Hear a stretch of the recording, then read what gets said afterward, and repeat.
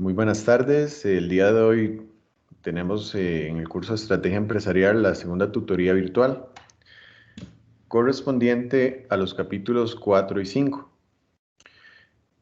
Mi nombre es Oscar Maroto, yo soy el profesor encargado del curso. Les comentaba hace un rato que por algunos motivos personales me fue imposible brindarle la primera tutoría, pues de igual forma estuvo el profesor don Vicente, que es un excelente profesor y coordinador de la cátedra. Entonces me imagino que tuvieron una clase bastante provechosa. El día de hoy, bueno, antes de iniciar, sí, me gustaría, bueno, que me indiquen si todos escuchan bien. Si tienen algún problema, pues me escriben o activan el micrófono y me dicen. También me gustaría que si quieren participar, o ojalá que lo hagan, que se sientan en la libertad de dar su opinión con toda confianza.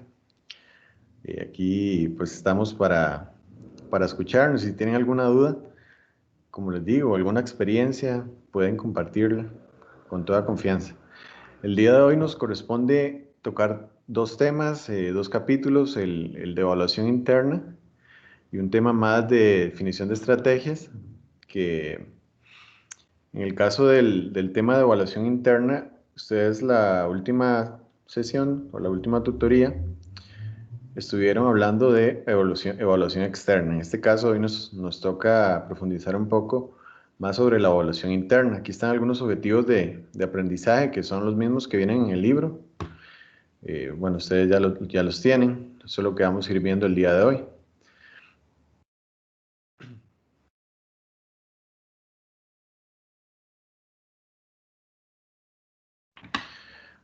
Bueno, como pueden ver, el esquema que nos da el libro, que a mi parecer está muy bien estructurado. Aquí está el tema de auditoría externa y auditoría interna, que es lo que vamos a ver hoy, para después entrar a la parte del establecimiento de objetivos a largo plazo, que tiene que ver ya, o está estrechamente relacionado con la implementación, más bien la formulación de estrategias. En el tema o dentro del tema de auditoría interna, ¿qué es auditoría interna? Como ustedes vieron en la última clase, dentro de la administración estratégica es fundamental conocer el entorno de la organización. En este caso, debemos preocuparnos por qué es lo que pasa fuera de la empresa, cuáles son esos factores que intervienen en el funcionamiento de mi organización, externos, pero también internos. ¿De qué hablamos cuando mencionamos factores internos? Del funcionamiento de mi organización, de las áreas funcionales o departamentos que tiene mi organización, de cómo se hacen las cosas, por así decirlo, dentro de mi organización. Entonces, cuando hablamos de auditoría interna, estamos investigando, estamos buscando o estableciendo cuáles son las prácticas o qué es lo que se hace a nivel interno de mi empresa, que evidentemente va a generar un impacto en el éxito que tenga mi empresa, indiferentemente del sector o de lo que hagan. Inclusive esto podría aplicarse a nivel de empresas públicas. Entonces es importante conocer qué es lo que está haciendo mi empresa, cómo está funcionando, toda la parte de estructura, organización y demás. Hay un tema que menciona el libro que es las fuerzas internas clave, competencias distintivas. Y esto es meramente a nivel interno de la empresa. ¿Qué es lo que hace mi empresa que la competencia no puede igualar o imitar fácilmente? ¿Cuáles son esas características que tengo muy bien identificadas que me hace diferente a la competencia? Cuando hablamos de esto, estamos tocando el tema de competencias distintivas. ¿Qué me hace diferente a la competencia? Ok, entonces hay una industria en específico y soy líder en esa industria. Por ejemplo, Coca-Cola. Por aquí abajo tenemos tres ejemplos. Coca-Cola tiene una serie de competencias distintivas que permiten ser líder en su industria, ¿verdad? Aunque tiene varios competidores, ha hecho las cosas, ha sabido hacer las cosas bastante bien, por lo tanto se distingue de las otras empresas, inclusive competencia directa, que pese que hacen lo mismo o hacen cosas similares, no han llegado o no han tenido el mismo éxito que Coca-Cola como tal. Cuando hablamos que se desarrollan ventajas competitivas o cuando se aprovechan las competencias distintivas. Entonces, el orden para lograr una ventaja competitiva, que la ventaja competitiva es eso, esa característica ya que al final me establece o me muestra que la empresa es mejor en lo que hace. Por ejemplo, a nivel país, Dos Pinos está posicionada de líder en todo lo que son productos lácteos y aunque hay mucha competencia, ellos tienen una característica o una ventaja que es el proceso de distribución. También tienen productos de muy buena calidad. Entonces, ¿de qué manera yo puedo convertir estas competencias distintivas en una ventaja competitiva? Primero, tengo que identificar cuáles son mis debilidades. Cuando yo identifico mis debilidades, puedo transformarlas en fortalezas. Entonces, por ejemplo, me doy cuenta que mi empresa, eh, hagamos un ejemplo hipotético, mi empresa no tiene un impacto no, a nivel de toda una región, o sea, no llega a todas las partes. Entonces, yo identifico esa debilidad, no estoy llegando a todos los puntos de venta o quizá mi producto solo está en la parte central y no estoy llegando a las periferias. Entonces, es una debilidad. ¿Cómo puedo mejorar esto? ¿Cómo puedo transformar esa debilidad en una fortaleza? Si me preocupo en el tema de distribución, en el tema de llegar a todas esas partes o puntos que no estoy llegando, entonces puedo invertir en distribución, en transporte, en algunos camiones que me hagan llegar el producto a otros lados más lejanos, o también tercer esto, buscar alguna empresa que me brinde este servicio o que me brinde esta actividad y de esta manera puedo llegar a varios puntos del país. Por ejemplo, si ya empiezo a posicionarme y estoy en todas las provincias, hablando en el caso de Costa Rica, y eso me reconoce, o las personas o la industria me reconoce eso, que lo estoy haciendo bien, se puede convertir en una competencia distintiva. Es porque me estoy posicionando en todas las provincias y mi producto está teniendo amplio impacto en el país y se está dando a conocer. Entonces, de esa forma podría convertirse en una ventaja competitiva. Es por darles un ejemplo. ¿Cuál creen ustedes que sea la ventaja competitiva de una empresa como Apple, por ejemplo?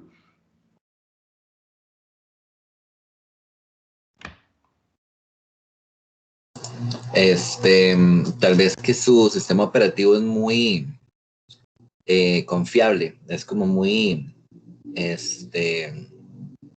¿cómo es que le dicen? Muy consistente, no tiene muchas fallas. Claro, claro. Está bien. ¿Saben quién? ¿Cuál es su nombre?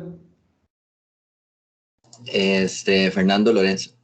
Fernando. Muchas gracias, Fernando, por su participación.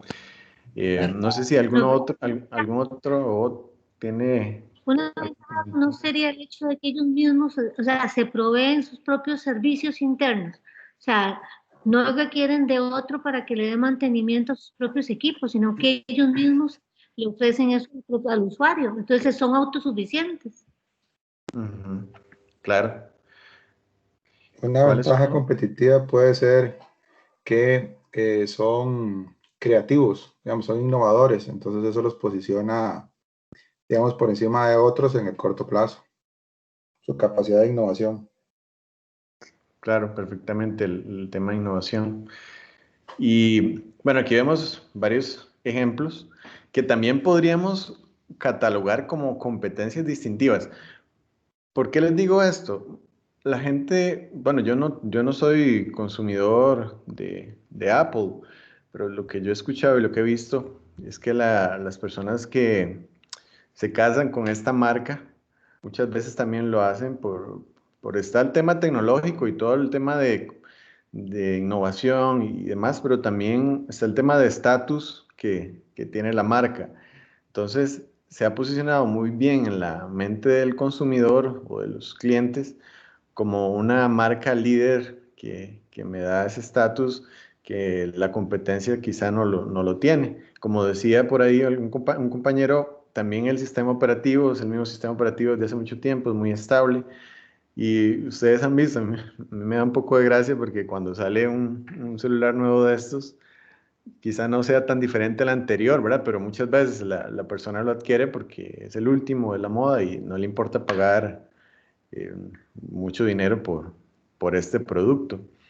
Entonces, esa ventaja, o sea, las ventajas competitivas de Apple le permiten hacer esta diferencia y le permite pues enfocarse en este tipo de cliente.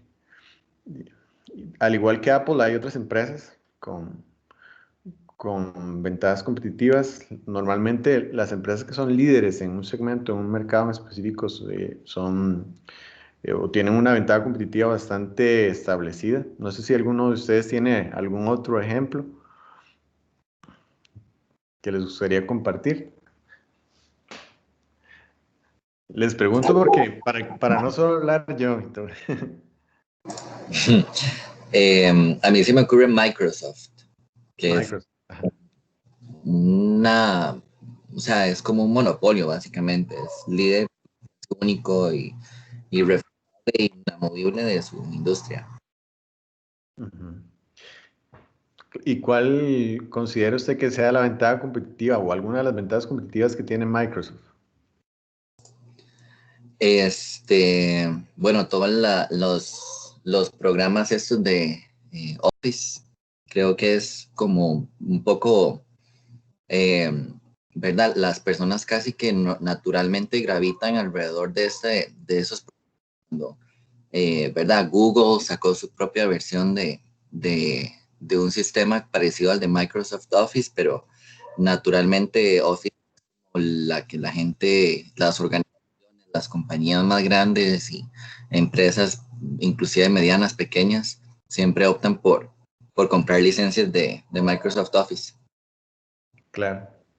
Es Sí, como Yo creo fuerte. que la ventaja es que nos creó una dependencia, al final de cuentas. Todos requerimos de una u otra forma y estamos ligados incluso a los programas de ellos, a los. claro, claro, muchas gracias por la participación de ambos.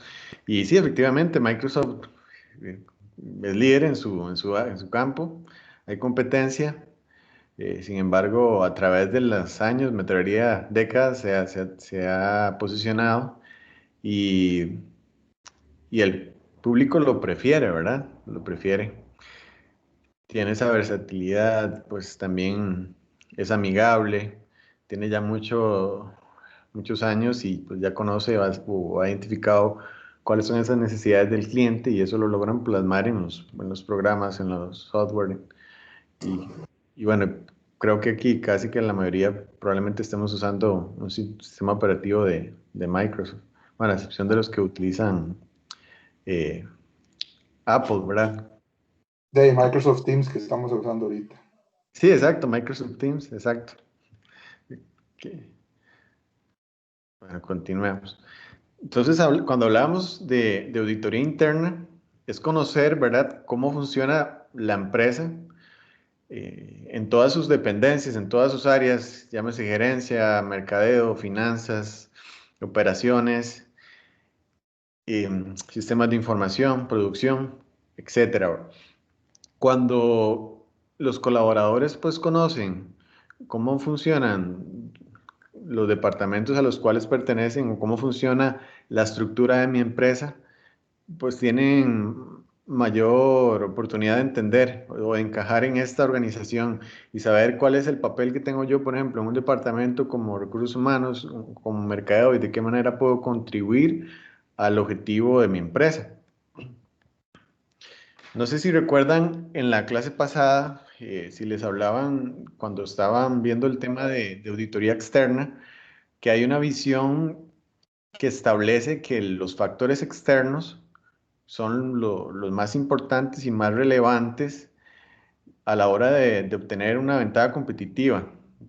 llámese cómo funciona la industria, cómo me afectan las leyes, el tema de políticas y demás.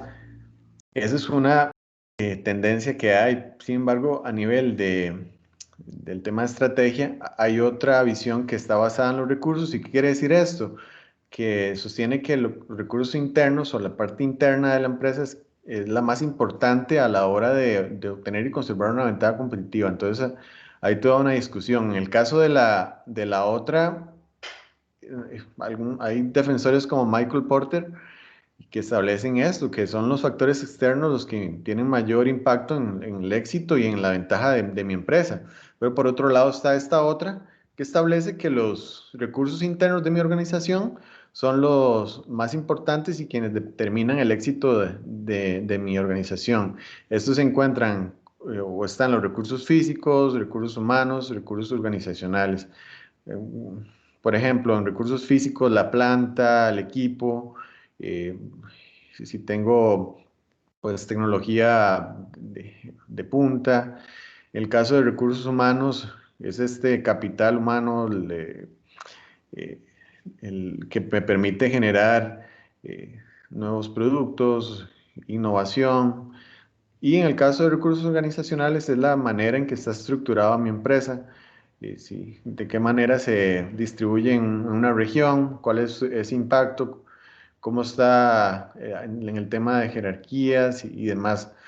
Entonces, ven, esta visión, que es visión basada en los recursos, establece eso, que lo más importante en el éxito de la empresa son los recursos.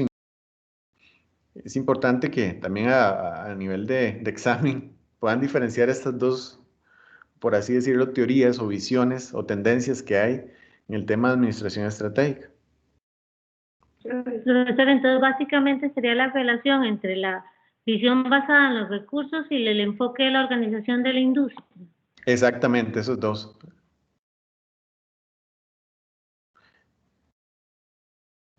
Para que un recurso sea valioso, debe tener esas tres características: que sea poco común, difícil de imitar y difícil de sustituir.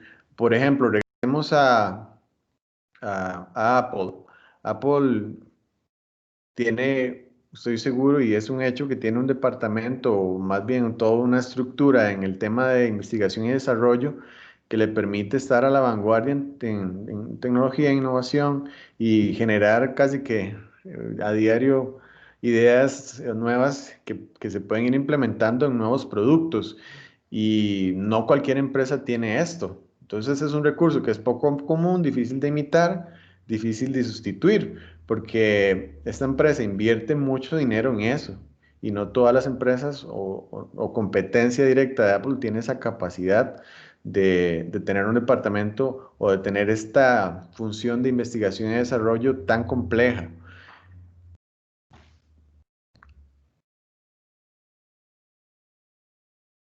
Estos recursos permiten a la empresa implementar estrategias que mejoren tanto su eficiencia como su efectividad y que conducen al logro de una ventaja competitiva sostenible. Entonces, bueno, aquí podríamos generar un gran debate, ¿verdad? ¿Qué es más importante, si los factores externos o internos? Y, y pues bueno, se los dejo ahí como para que lo tengan presente. Como les dije, puede ser una pregunta de examen para que manejen esas dos tendencias y que lo puedan pues plasmar. Y si les preguntamos en cuál es la diferencia y cuáles son estas dos teorías que se establecen. Otro tema importante dentro de la auditoría interna es la integración de la estrategia y la cultura.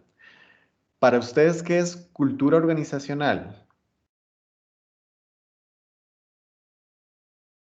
Es la forma en que las personas que forman parte de la organización ven internamente su propia empresa. O sea, es un sentir de ellos en relación con lo que hacen y cómo funcionan. ¿Quién estaba hablando? Disculpe. Natalia. Natalia. Muchas gracias, Natalia. Claro, las personas tienen la visión de su empresa y, y todas las empresas son diferentes.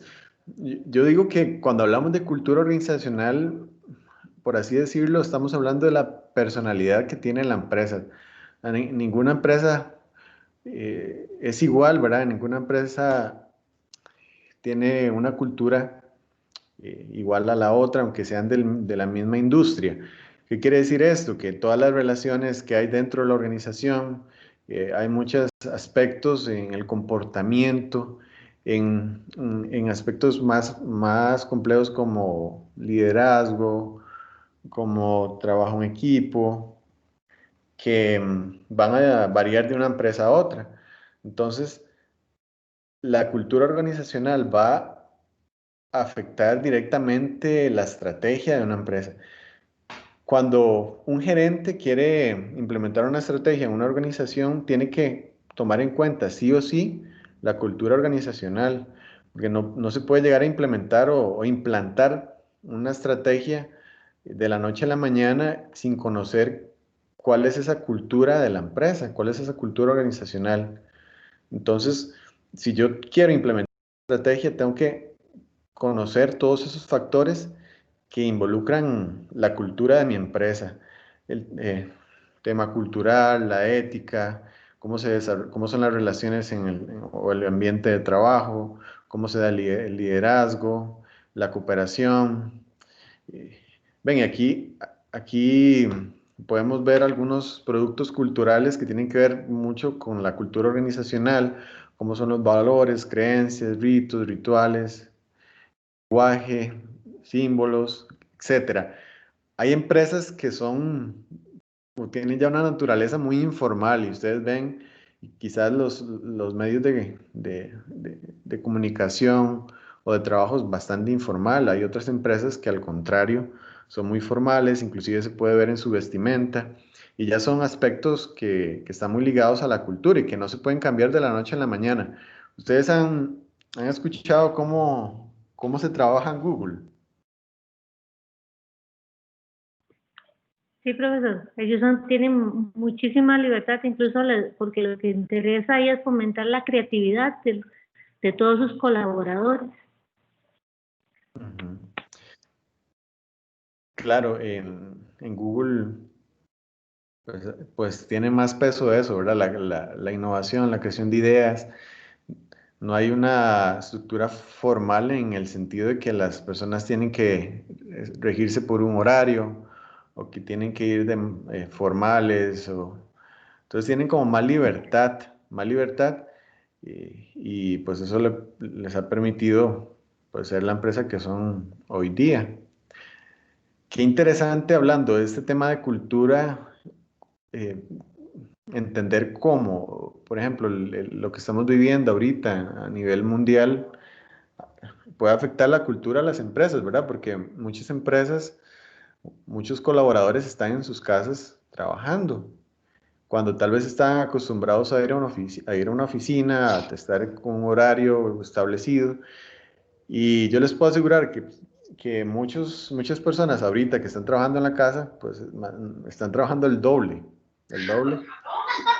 y no están tan ligados a un horario de trabajo, sino que tal vez en la oficina salían a las 4 y listo, pero ahorita les da a las 7, 8 de la noche y pues todavía siguen conectados en reuniones o tal vez terminando algún proyecto. Sería interesante un estudio más adelante ver cuál ha sido ese impacto de esta situación a nivel de la cultura organizacional. Profe, Ajá, ¿les escucho? soy Ingrid, mucho gusto. Mucho gusto, Ingrid. Profe, vieras que en el caso mío me pasó algo muy curioso. Yo entré a trabajar en una empresa que se dedica a productos de limpieza. Y entonces, digamos que la gente estaba muy acostumbrada a que como eran productos de limpieza, ya iba, digamos que, cómo se va, digamos, a ensuciar o va a estar, tal línea o tal área va a estar sucia si usted trabaja con cloro, con desinfectante y ese tipo de cosas. Y empezamos a trabajar un producto que era para un cliente especial que él trabaja como si fueran procesos de alimentación. Entonces, digamos que para entrar a la línea tenían que ponerse su gabacha, su cofia, lavarse las manos constantemente, echarse alcohol en gel y todo esto. Entonces, lo que más ha costado, digamos, fue que la gente tomara esto como una cultura y hacerlo parte de su vida diaria, ¿verdad? Y más aún ahora con lo del COVID. y que todos vieran que era una área, digamos, diferente a las demás áreas de la planta y que debían de trabajarlo de una manera diferente y digamos que más aseado, más limpio y estar, no sé, haciéndole cambiar la mentalidad a las personas porque todos pensaban que por ser una empresa de productos de limpieza, no habría que hacer eso porque todo estaba limpio, ¿verdad? Claro, claro. Muchas gracias por el ejemplo. Y sí, toda la razón. Esto nos ha venido a cambiar la visión o las cosas. En este caso es una empresa que las personas todavía tienen que ir. Y creo que no solo pasa ahí, ¿verdad? Bueno, es curioso el caso porque es una empresa de limpieza, pero ahora vemos que en todas las organizaciones las políticas en cuanto al tema de higiene han cambiado. Ahora, hace unos días estaba reunido con un gerente de una empresa y estaba usando mascarilla, inclusive siendo una reunión por Teams. Y me decía me dice, disculpe que use la mascarilla, pero es una política de la empresa, porque aquí utilizamos aire acondicionado y entonces, aunque sean reuniones por Teams o así de manera virtual, tenemos que usar mascarilla. Entonces, imagínense, ¿verdad? Cómo ha cambiado esto, inclusive el trabajo en oficina. Y estoy seguro que esto va a tener una serie de implicaciones a largo plazo y que eso se va a ir estudiando. Entonces, como ven, el tema de cultura organizacional es fundamental a nivel de estrategia. Lo que quiero que les quede muy claro es que cuando se implementa cualquier tipo de estrategia, se tiene que tomar en cuenta la cultura de la organización. Si no, probablemente se convierta en un fracaso. Hay herramientas que nos permiten evaluar la cultura de la empresa. Hay estudios de clima organizacional que me permiten conocer cómo es que funciona y cuál es el ambiente de mi organización y mi empresa. Entonces, muchas veces las empresas invierten en este tipo de estudios para conocer cómo están ellos por dentro. Porque puede ser que para un gerente las cosas estén funcionando bien, para un gerente de un departamento, pero ya cuando se empiezan a hacer preguntas y más puntuales y este tipo de entrevistas o cuestionarios que son anónimos, ¿verdad? Empiezan a darse cuenta, salir a la luz aspectos en las relaciones de trabajo, en el tema de liderazgo, en el tema de producción y demás. Entonces es importante esto, que la empresa conozca cuál es su cultura. Disculpen un momento, por favor.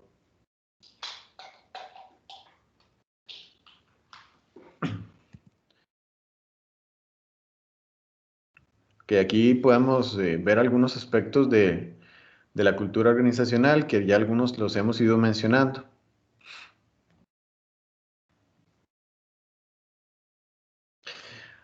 Ahora bien, vamos a entrar de lleno en las áreas funcionales de la empresa. En el libro se mencionan algunas.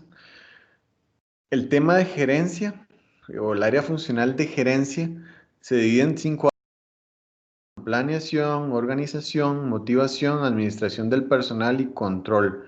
Esto quiere decir que a nivel gerencial, la persona que esté en esta línea tiene que tener muy claro estos procesos. Es importante mencionar que hoy día, aparte de planeación, organización, motivación, estas que podemos ver acá, el gerente moderno tiene que tener una serie de habilidades o competencias que no necesariamente están mostradas o se establecen acá. Eh, Como número uno, por ejemplo, el liderazgo, el- la proactividad, saber tomar decisiones, administrar el tiempo.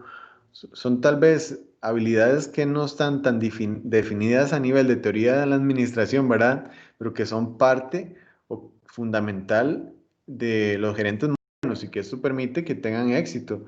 Un gerente tiene que saber, tiene que convertirse en un líder, que los otros colaboradores de la organización sigan sus ideas. Imagínense un gerente que quiere implementar una estrategia, pero no tiene ese liderazgo. Probablemente plantee ideas, plantee objetivos que no va a transmitir de la mejor manera a los otros colaboradores de otras áreas funcionales y al final se convierte en un fracaso esta estrategia. Bueno, ustedes conocen estas funciones, lo que es planeación, es indispensable que todos los procesos gerenciales se planifiquen correctamente. Y bueno, y por eso es que estamos hablando en este curso de administración estratégica. Es el claro ejemplo. ¿Ustedes recuerdan cuáles son los procesos de la administración estratégica? Que estoy seguro que don Vicente se los recalcó en la clase pasada. Vean que eso es pregunta de examen. ¿Alguien que me los diga?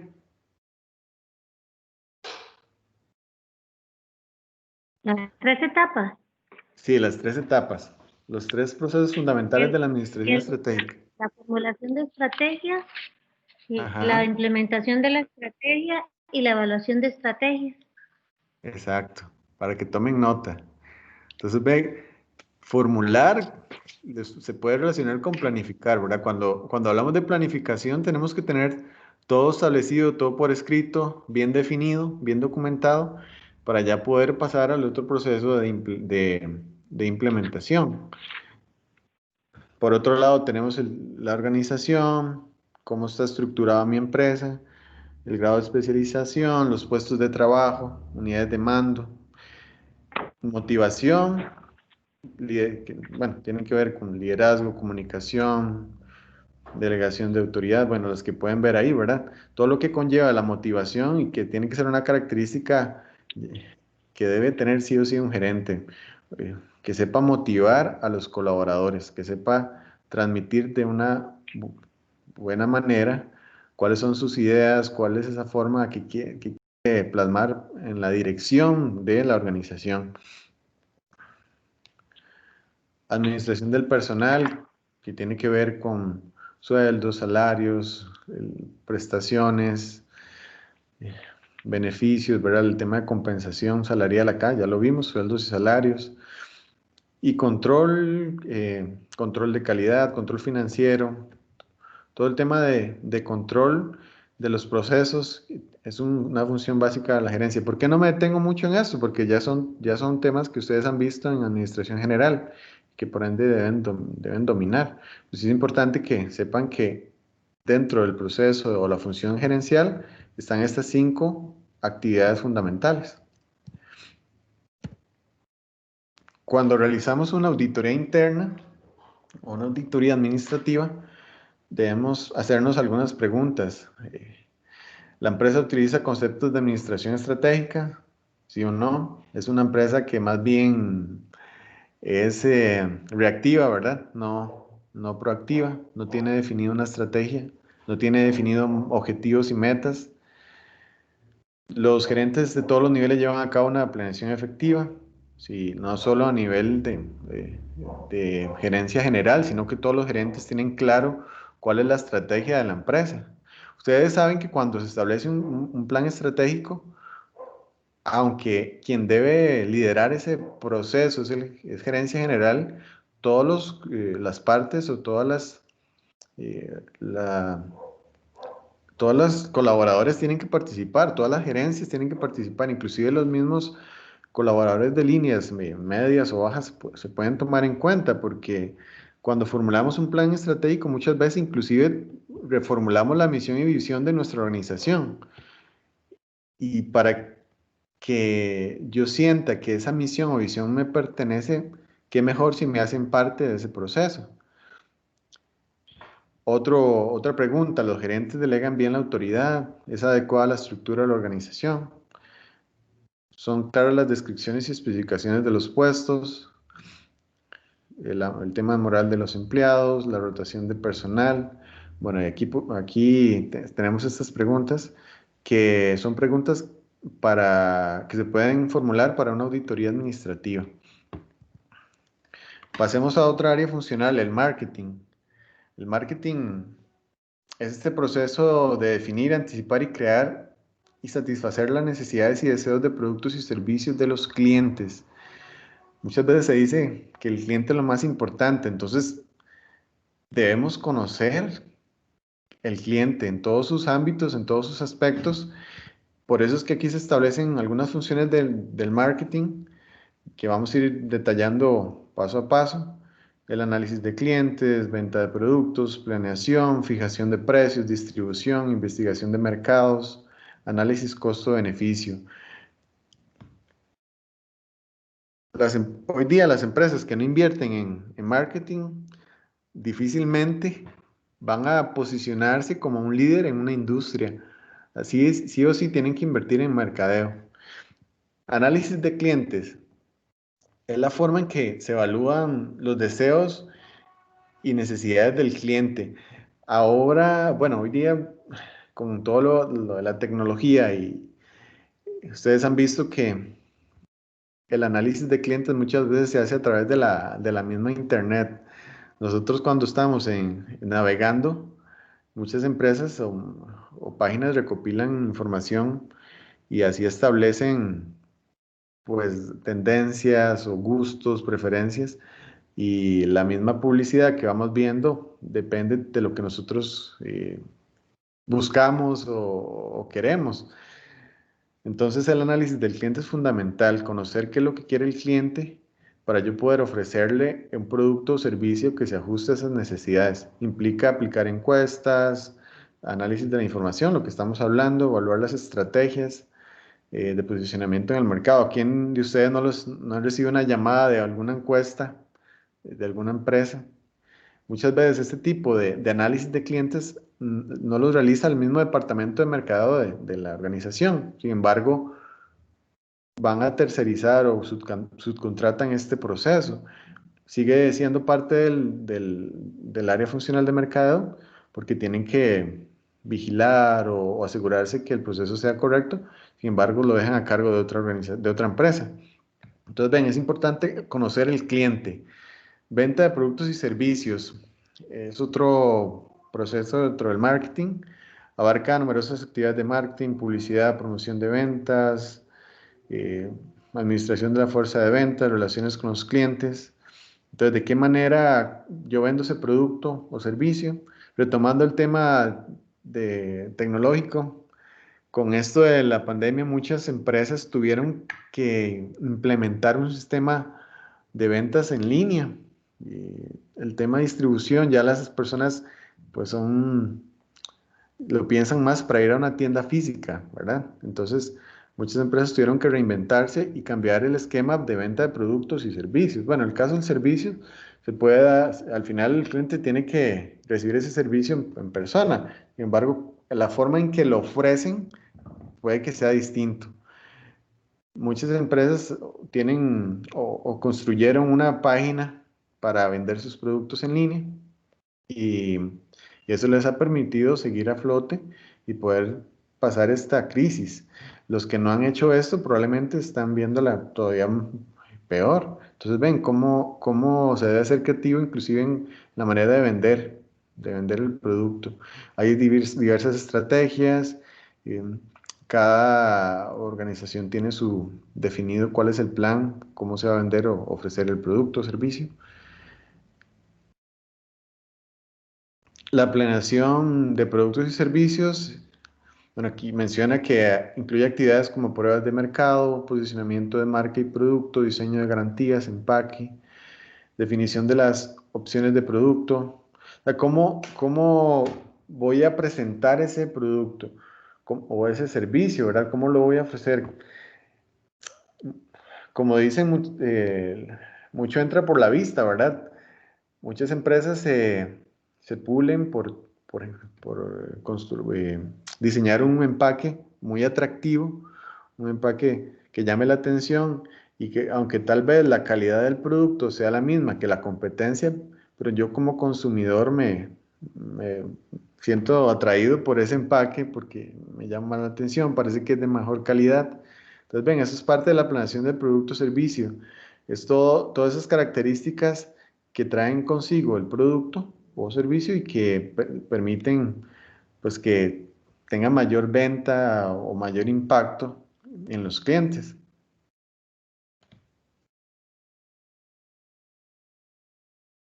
Vamos bien de momento. Sí, todo bien. Profesor. Sí, Sí, cualquier duda me dicen, ¿verdad? Pues igual muy Claro. Sí, rápido, no profe. sé. Fijación de precio es otra función del marketing, ¿ven?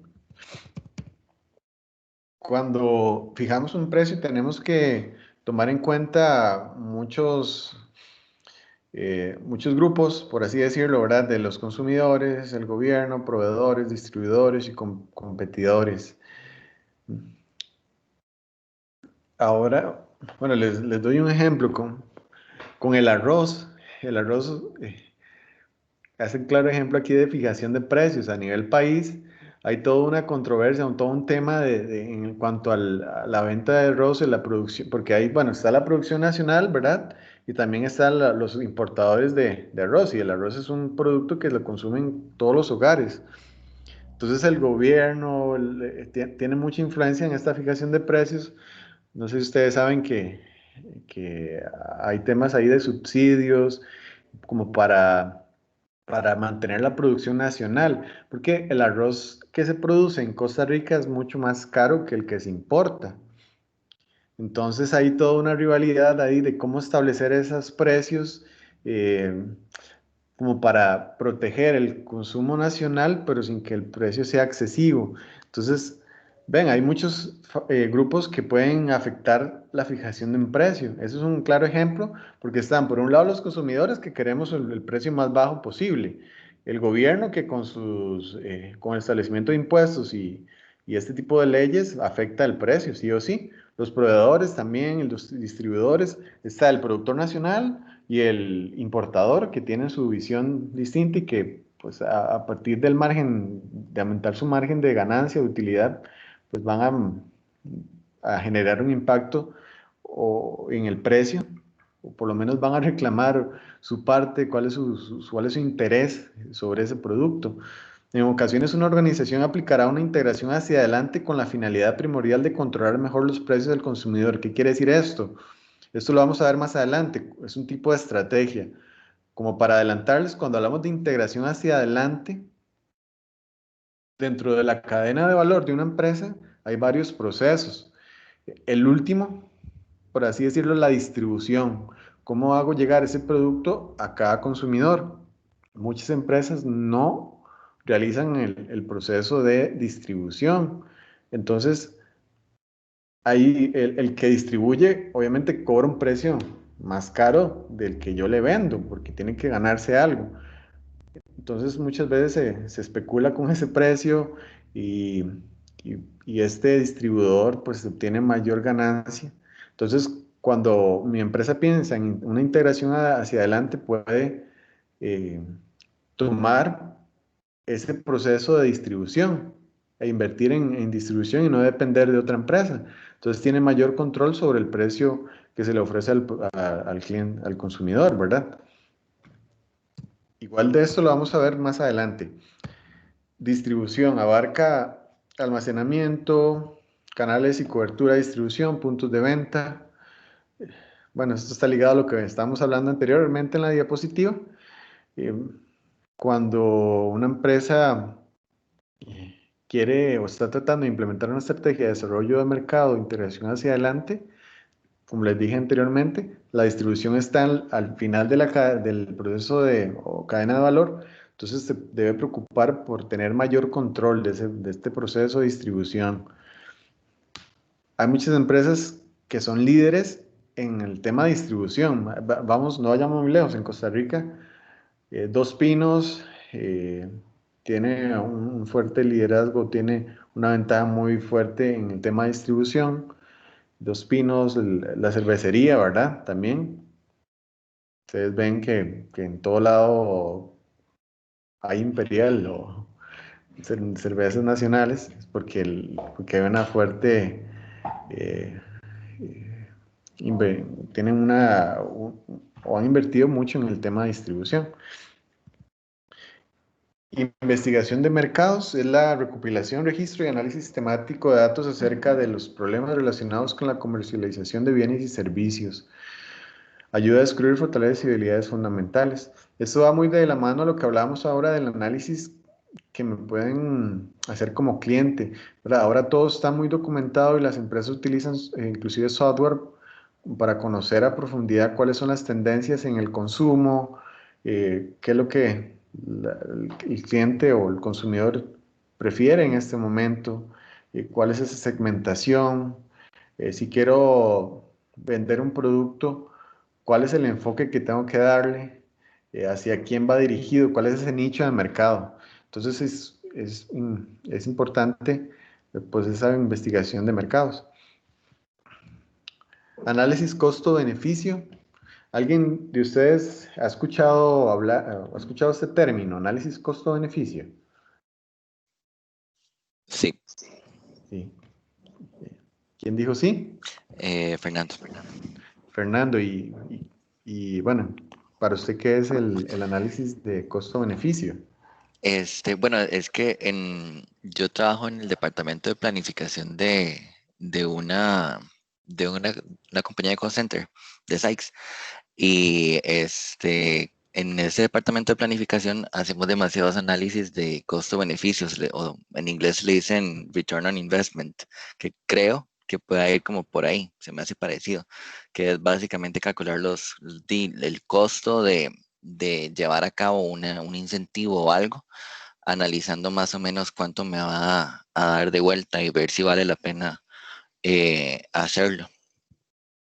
Creo que Claro. eso es lo que se me viene a la mente, no sé si está correcto. Sí, claro, está correcto. Muy, muy buen ejemplo. El análisis de costo-beneficio es eso, ¿verdad? Yo tengo que determinar si los costos en los que yo incurro al generar eh, un producto, un proceso como tal, van a ser menores que el beneficio que voy a obtener. O sea, yo no puedo invertir más del beneficio que voy a obtener, ¿me explico? Entonces debemos tener muy claro cuáles son los costos al implementar eso. Si los costos son mayores al beneficio, tengo que descartarlo de pleno, ¿verdad? Eso quiere decir el análisis costo-beneficio. Se calculan los costos totales, luego se estiman el total de beneficios de la decisión que voy a tomar y se va a comparar ese total de costos contra el total de beneficios, donde evidentemente los beneficios tienen que ser mayores a los costos en los que voy a incurrir. Si es una empresa que es de tecnología y está diseñando o tiene la posibilidad de diseñar un producto, pero este producto me genera mayores costos que beneficios, haciendo una proyección a largo plazo inclusive, entonces debo detenerme, ¿verdad? A no ser que tenga mucho dinero y quiera botar la plata como ¿cómo se llama? El gerente de SpaceX, del dueño de Tesla. Elon Musk. Sí, él está bueno, invirtiendo en todo lo que es exploración al espacio y no le importa este tema de análisis costo-beneficio, ¿verdad? Porque para nadie es un secreto que la exploración del espacio es sumamente caro, pero es una excepción. Normalmente las empresas lo que usan es rentabilidad, entonces el análisis de costo-beneficio lo van a tener totalmente presente. Y este ejemplo que nos decía Fernando está excelente. Por otro lado está la función de finanzas y contabilidad, que para nadie es un secreto. La mayoría de empresas tienen como fin último la rentabilidad, ¿verdad? El generar ingresos, a no ser que sea una empresa social o de otro tipo. El fin último es eso, tener rentabilidad, generar ganancias para los socios. Entonces el tema de finanzas y contabilidad tiene un peso muy importante. Hay distintas decisiones que van a afectar esta función, que es la de inversión, de financiamiento, de dividendos. Cuando hablamos de decisiones de inversión, también se llama presupuestación de capital, es de qué manera vamos a distribuir ese dinero que tiene la empresa disponible en los distintos departamentos, proyectos, recursos. Como hablamos ahora del tema de Apple, para Apple es sumamente importante el tema o el proceso de investigación y desarrollo. Entonces invierto mucho en investigación y desarrollo. Puede ser que para una empresa ahorita quiera crecer o quiera darse a conocer más, entonces va a invertir más en mercadeo. Entonces, ven, esa decisión de inversión es de qué manera yo voy a invertir el capital que tengo disponible. Puede ser que quiera expandirme, quiera eh, abrir operaciones en otro país. Eso me va a representar una gran inversión o reasignación de capital en este proyecto que tengo definido. Por otro lado, la decisión de financiamiento va a determinar cuál es esa estructura de capital más conveniente para mi empresa. Después de analizar cuál es esa manera que más me conviene para financiarme, ya sea por aporte de socios o por préstamos. Quiero pues ese apalancamiento, entonces voy a pedir un préstamo a un banco o no, mejor voy a emitir acciones. Entonces hay distintas decisiones para financiarse. Este tema de decisión de financiamiento tiene que ver con eso, de qué forma yo obtengo ese capital para apalancarme y para seguir adelante en los distintos objetivos que tiene mi organización. Y por último, las decisiones sobre dividendos. Habla sobre de qué manera voy a dividir esos dividendos entre los accionistas, entre los socios, si más bien en vez de dividir voy a reinvertir. Entonces es cómo tomo esas decisiones, cuántas utilidades voy a pagar, cuánto voy a reinvertir, de qué manera voy a administrar esos dividendos y van a determinar la cantidad de fondos que la empresa retendrá en relación con la cantidad pagada a los accionistas. Quien está más al tanto de esto pues son los socios, los accionistas de la empresa.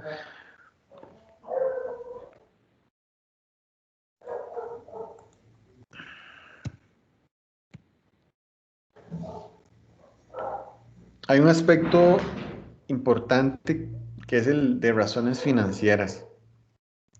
Las razones financieras son cálculos que realiza la empresa, eh, que se basa en lo que es el estado de resultados o balance general, para los que recuerdan un poco contabilidad, y que me permite tomar decisiones. Entonces, yo puedo analizar esas razones financieras y a partir de eso tomar decisiones, comparar estas razones financieras con la misma empresa, ¿verdad? De año en año. O sea, no, qué sé yo, comparo una razón financiera del 2019 con 2020.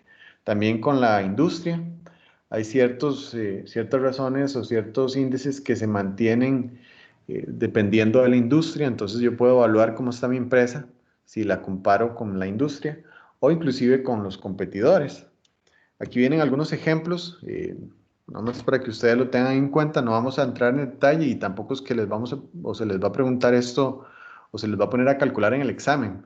Solo es bueno que ustedes conozcan que hay varias razones financieras, son alrededor de 5. Hay razones de liquidez, razones de apalancamiento, de actividad, razones de rentabilidad, razones de crecimiento. Por darles un ejemplo, muchas empresas se preocupan por llevar un control de su inventario, de la rotación del inventario. Entonces, vean, aquí está, en el caso de razones de actividad, la rotación de inventario. ¿Cuánto es el inventario de productos que tengo yo con respecto a la cantidad de ventas? Ese valor puede ser importante para mí si quiero o estoy vendiendo más, ¿verdad? Si la empresa cuenta con un inventario excesivo y lo está vendiendo lentamente en comparación con el promedio de la industria, que yo puedo darme cuenta que mi rotación de inventario con respecto a la competencia pues no está tan bien, ¿verdad? Estoy vendiendo más lento, no estoy rotando ese inventario pues de la misma manera que lo está haciendo la competencia o a nivel de industria. Es una forma en la que yo puedo compararme y decir estoy haciendo las cosas bien.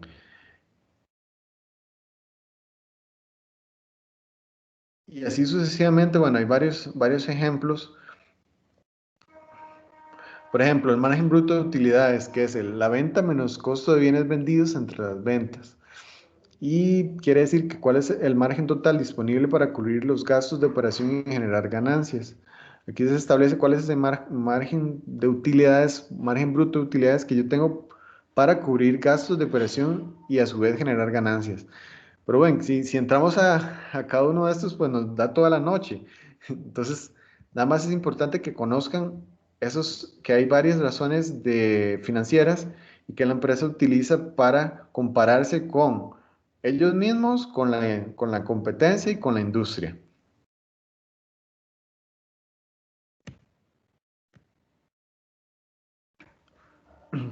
Por otro lado, tenemos la función de producción y operaciones, que consiste en todas las actividades que transforman los insumos en bienes y servicios. Esta va a depender del tipo de industria, ¿verdad? No es lo mismo una empresa que produce café a una que vende automóviles. Entonces, sí o sí, este proceso de producción y operación es distinto. Entonces, va a adaptarse dependiendo de la empresa. La administración de la función de producción y operaciones se encarga de las entradas, las transformaciones y las salidas que varían en cada industria y mercado. Entonces, se va a evaluar todo ese proceso. Por ejemplo, una empresa que tiene que buscar un insumo y transformarlo en un producto final, eh, entonces se analiza todo ese proceso de producción y operación para llegar a ese producto final. Como les decía, todas las empresas son distintas y también depende de la industria en la que pertenecen. Aquí vienen algunas decisiones básicas dentro del proceso de producción y operaciones. Son cuestiones que se deben tomar en cuenta. El proceso como tal, en el desarrollo de un producto, un servicio, la capacidad, el inventario, fuerza laboral, calidad. Si ustedes ven que no me detengo mucho en un tema es porque no se los voy a preguntar. Cuando, cuando ven que le doy mucho énfasis a algo, entonces tomen nota y pongan un asterisco. En este caso, estas funciones es bueno que las conozcan, como les digo, cada empresa, cada industria va a tener un distinto proceso de producción y operación y que todo esto conlleva una serie de aspectos desde el insumos, la fuerza laboral. Por ejemplo, una empresa que produce automóviles tiene toda una serie de departamentos de ensamble y producción donde debe tener un fuerte control, ¿verdad?, de calidad. Entonces, para este tipo de empresas es fundamental cómo ahorrar tiempo, cómo ahorrar recursos, perdón, y cómo hacer de mejor manera el proceso de producción para que al final esto me traiga, si yo quiero enfocarme en un cliente que por el precio, por ser el de mejor precio, entonces tengo que reducir al máximo los costos. Hay muchas empresas de automóviles que tienen esto dominado, ¿verdad? Toyota, Hyundai, todas estas empresas tienen muy bien controlado el proceso de producción y tienen muy bien definido estas funciones que vemos por acá. Calidad, ¿verdad? Ahora hay muchas tendencias en reducir al mínimo esos defectos o cuestiones que pueden disminuir la calidad de mi producto. Entonces hay una serie de tests, hay certificaciones, hay ISOs y las empresas que tienen mejor desarrollado esta función, pues se preocupan por eso, por tener los mejores estándares, el mejor control y calidad en sus procesos.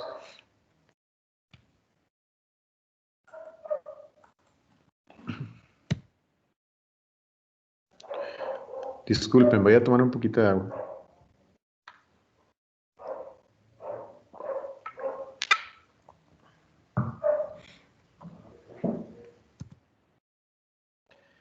Bueno, la última proceso así fundamental que vamos a ver es el de sistemas de información administrativa. Actualmente la mayoría de empresas líderes o en crecimiento constante tienen sistemas de información como los ERP, ¿verdad? Que manejan o gestionan todos sus procesos administrativos de contabilidad, mercadeo, inclusive finanzas, y que permiten tomar decisiones oportunas eh, con información a la mano, ¿verdad? De fácil acceso. Entonces, eh, es indispensable que las empresas pues manejen esa área funcional de la mejor manera.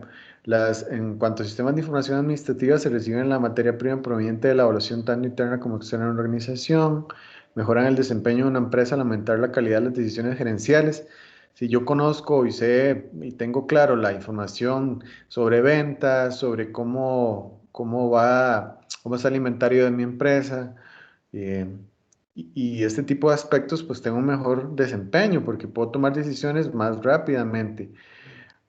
Si yo tengo un inventario actualizado, puedo darme cuenta que tal producto lo requiero lo tengo que pedir hoy o mañana porque sé que se tiene que importar y tarda 15 días. Y hago una proyección de, bueno, a 15 días me va a hacer falta este producto, entonces lo tengo que tener, tengo que tomar esa decisión y enviarlo a traer desde ya. Antes era más difícil tener ese control, ¿verdad? Porque era como todo a mano, era más manual. Ahora las empresas recopilan, codifican, almacenan y todo lo manejan en información digital, información que puedo tener a la mano en el momento que yo quiero. Inclusive en este tema de administración estratégica hay softwares. ¿Ustedes han escuchado hablar sobre el Balance Scorecard? ¿Alguno de ustedes?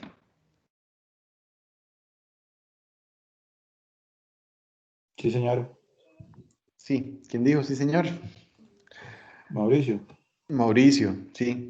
A nivel de administración estratégica, el Balance Scorecard es una herramienta que se utiliza para llevar todo el proceso de la implementación de objetivos, metas, indicadores y que contempla varias perspectivas a nivel de la organización, el tema de financiero, el tema de procesos, de los clientes, eh, procesos internos. ¿Y a qué voy con esto? Que muchas empresas tienen este tipo de cuadro integral de mando o balance scorecard de manera digital. Ahora hay software que permiten establecer indicadores, objetivos y permiten analizar esa información de una mejor manera y llevar un control de los objetivos que tiene la empresa a un año, 2 años, pues de una manera más eficiente, se puede llevar un control más al día. Entonces, ven, inclusive en administración estratégica, ahora se utilizan mucho los sistemas de información y es importante que las empresas pues los manejen. Yo les aconsejo que no todos son de pago, obviamente la gran mayoría son de pagos, pero si ustedes se ponen a investigar, hay herramientas de desarrollo libre, se llaman, o código abierto, ese tipo de herramientas que son gratuitas y que pueden mejorar el desempeño de mi organización. Para los que tienen empresas pequeñas o están iniciando con un emprendimiento, tienen que ayudarse de esto, de estas herramientas que facilitan y permiten que mi empresa tenga éxito más rápido, que me posicione mejor y que pueda sobresalir con respecto a la competencia.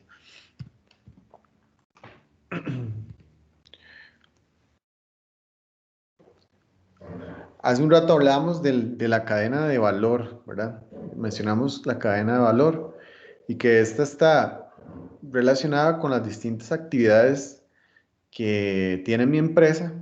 Si es una empresa que produce un artículo o un bien específico, desde la compra de la materia prima o insumos hasta el proceso de fabricación y llegar hasta su comercialización. Ahí está toda la cadena de valor de esa empresa y que a nivel de estrategia empresarial es fundamental que yo conozca y analice cuál es mi cadena de valor, cuáles son esos distintos procesos que tengo yo como empresa, sea de bienes o servicios, que me permiten llegar a un cliente final, ¿verdad? Si es lo que, si es lo que quiero, si tengo un producto, ¿de qué manera se da todo ese proceso desde que yo inicio hasta que termino? Ese es el análisis de la cadena de valor. Cuando yo determino, identifico cuáles son las ventajas o desventajas que tiene mi cadena de valor, entonces yo puedo tomar decisiones y mejorar y tomar decisiones estratégicas. Eh, Vamos a ver un ejemplo. Si yo dependo de un insumo en específico y sé que ese insumo está variando mucho, hay mucha afectación, porque dependiendo de los meses del año, mi insumo va a ser más caro, más barato. Para ejemplificarlo, veamos Starbucks. Starbucks vende café, ¿verdad? Bueno, también tiene todo una, un ambiente ofrece como todo una experiencia al cliente, al que va al café y demás, pero en general Starbucks vende café. Entonces, ¿qué ha hecho Starbucks en muchos lugares donde se ha establecido? Comprar terrenos y producir el café. El café.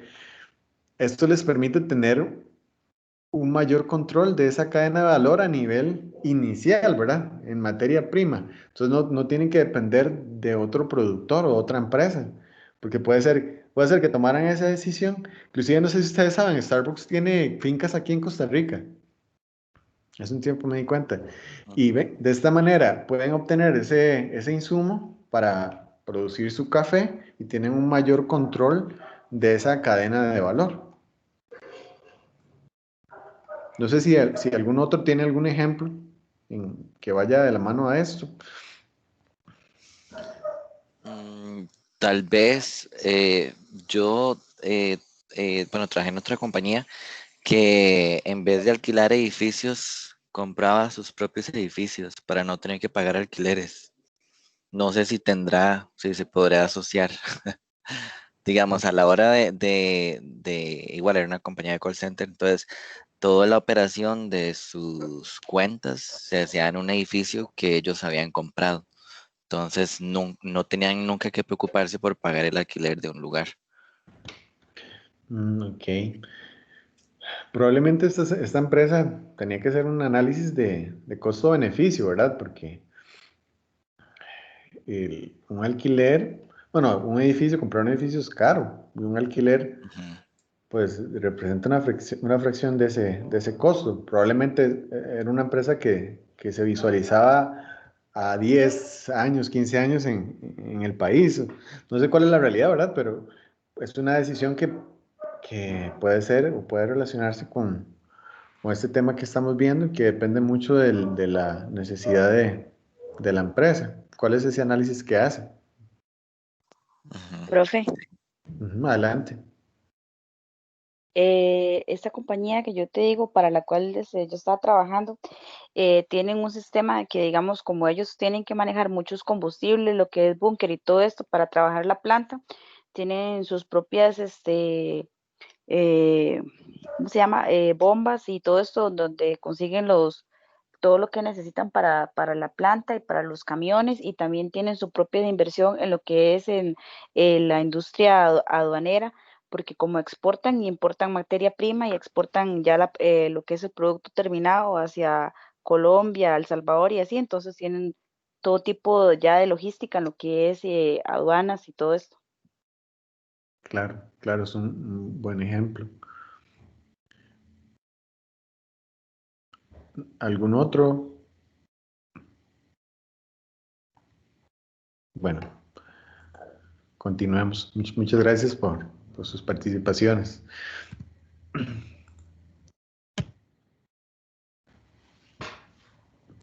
Vean qué interesante este esquema, de qué forma yo puedo transformar las actividades en la cadena de valor a ventajas competitivas. Si identifico y se identifican y evalúan las actividades en la cadena de valor, primero. Entonces surgen gradualmente competencias centrales en algunas de las actividades. Entonces me doy cuenta que soy muy bueno en esto. Qué sé yo, en producción, pues soy bastante bueno, manejo muy bien costos, tiempos, etcétera. Entonces, algunas competencias centrales evolucionan y se transforman en competencias distintivas, que era lo que hablamos ahora, hace un rato. Y estas a su vez se pueden o producen ventajas competitivas que son sostenibles a través del tiempo. Entonces, de esta manera yo puedo transformar, si logro identificar aspectos de mi cadena de valor y me doy cuenta que son fortalezas dentro de mi proceso eh, como empresa, en el proceso productivo, entonces se puede convertir en una competencia o una ventaja competitiva.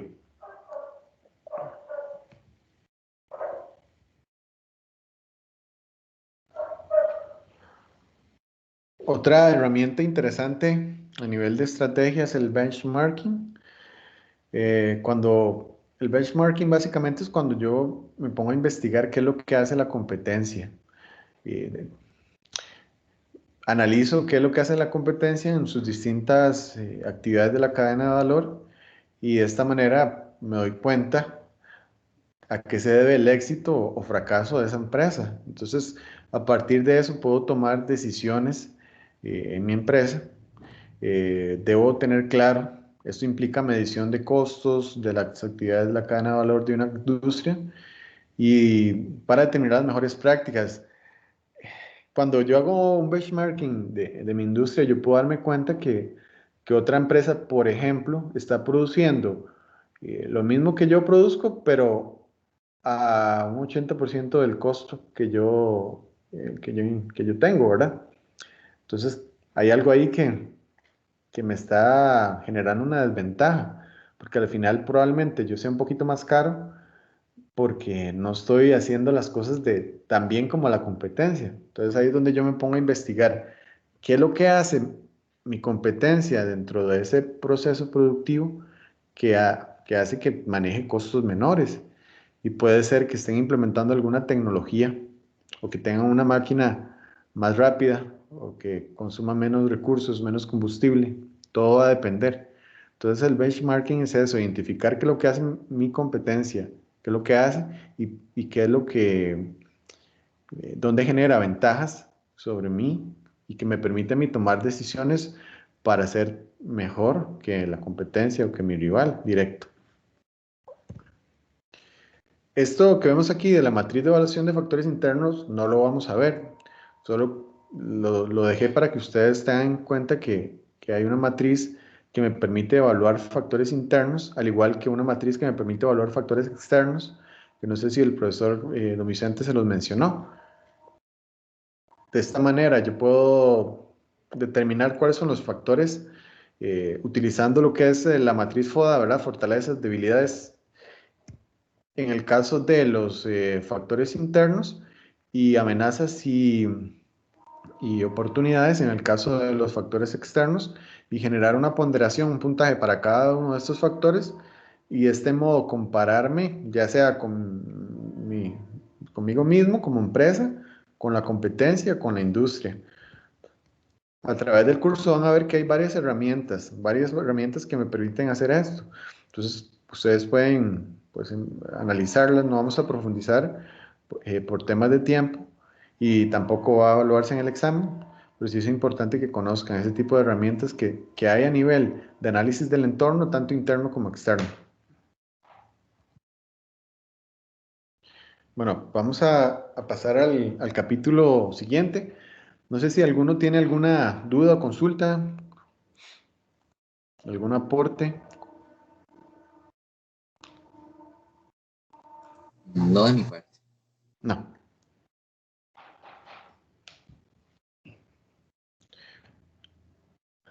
Que vamos a continuar. En el caso del capítulo 5, nos menciona lo que son las estrategias de acción. Ya empezamos o ya entramos más de lleno en el proceso de formulación como tal. ¿Cuáles son esas estrategias que podemos definir o podemos implementar en mi empresa? Y que van a ser muchas, variadas y que normalmente no solo la empresa se define en una estrategia o establece una sola estrategia, sino que normalmente son o se combinan varias estrategias. Aquí vienen los objetivos de aprendizaje, son los que están en el libro. Objetivos a largo plazo. Dentro del proceso de administración estratégica, vamos a trabajar a futuro. Vamos a establecer objetivos, pero pensando en cómo va a estar mi empresa a largo plazo, de 2, 3, 4, 5 años. Normalmente cuando nosotros generamos un plan estratégico, no lo hacemos año con año, sino que, como les digo, establecemos objetivos a largo plazo. ¿Y eso qué quiere decir? Cuando hablamos de objetivos a largo plazo, son objetivos que van a ser más de un año. Entonces ustedes pueden ver que una empresa tenga un plan estratégico del 2020 al 2025. pero tampoco es como que generamos ese plan estratégico y lo dejamos ahí, sino que año con año tenemos que ir evaluando si estamos cumpliendo con los objetivos que nos planteamos. Año con año debemos revisar, debemos ver, establecer si estamos cumpliendo con estos objetivos. Para eso también se pueden establecer indicadores, se pueden establecer metas en específico. Entonces, ven, cuando hablamos de administración estratégica, los objetivos a largo plazo representan los resultados que se esperan al obtener o implementar ciertas estrategias y que abarcan periodos de 2 a 5 años. Existen distintas mediciones del desempeño según el nivel organizacional. Esto quiere decir que, por ejemplo, a nivel corporativo, la mayoría de decisiones o mediciones están basadas en objetivos a largo plazo, ven, un 75%.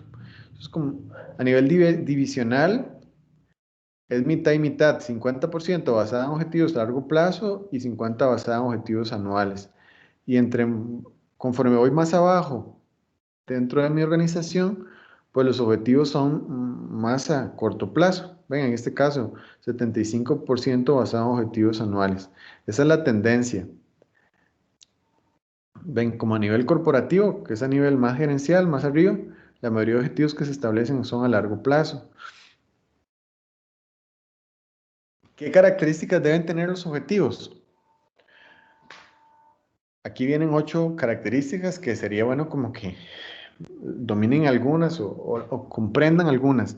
Deben ser objetivos cuantitativos, medibles, realistas. ¿Qué quiere decir esto? Que sean realistas. ¿Por qué? Porque tienen que ser objetivos que realmente mi empresa pueda cumplir. Yo no puedo decir o no puedo establecer un objetivo que diga que voy a triplicar las ventas de mi empresa en este año si tengo la pandemia, ¿verdad? O tengo esta situación país. O sea, tienen que ser realistas, medibles porque tienen que cuantificarse. Yo tengo que poder establecer parámetros para medir que estoy cumpliendo con esos objetivos, que sean fáciles de comprender, que sean desafiantes. Yo tengo que siempre aspirar a más, siendo realista, evidentemente, pero siempre tengo que aspirar a más, a más. Si puedo establecer que las ventas aumenten un 2%, no sé, un 3%, o que, si vamos en el caso a nivel de personal, disminuir la rotación de personal, que sean alcanzables, que sean congruentes a través de todos los departamentos, que las personas o los colaboradores se identifiquen con estos objetivos y que vayan de la línea a lo que quiere mi empresa.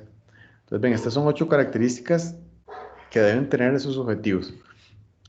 ¿Cuáles son los beneficios de los objetivos de largo plazo? Dan dirección, facilitan sinergia, contribuyen a la evaluación. Si yo establezco objetivos claros, es más fácil medirlos, es más fácil controlarlos y evaluarlos, y a partir de eso tomar decisiones.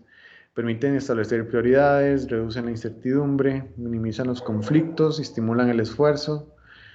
Dice que ayudan tanto a la asignación de recursos como al diseño de las tareas. Toda empresa que esté bien organizada, que realmente aplique la administración estratégica, tiene que tener objetivos definidos. Objetivos a corto plazo, como les dije, que son de menos de un año, y objetivos a largo plazo, que son a más de un año. Yo tengo que tener claro, o por lo menos proyectar que lo que quiere mi empresa o hacia dónde va mi empresa de aquí a 5 años. Un ejemplo. ¿Me entienden? Tengo que definir esos objetivos que normalmente la base de esos objetivos o lo que está arriba es la misión y la visión. Entonces tiene que hablar el mismo idioma de ahí para abajo.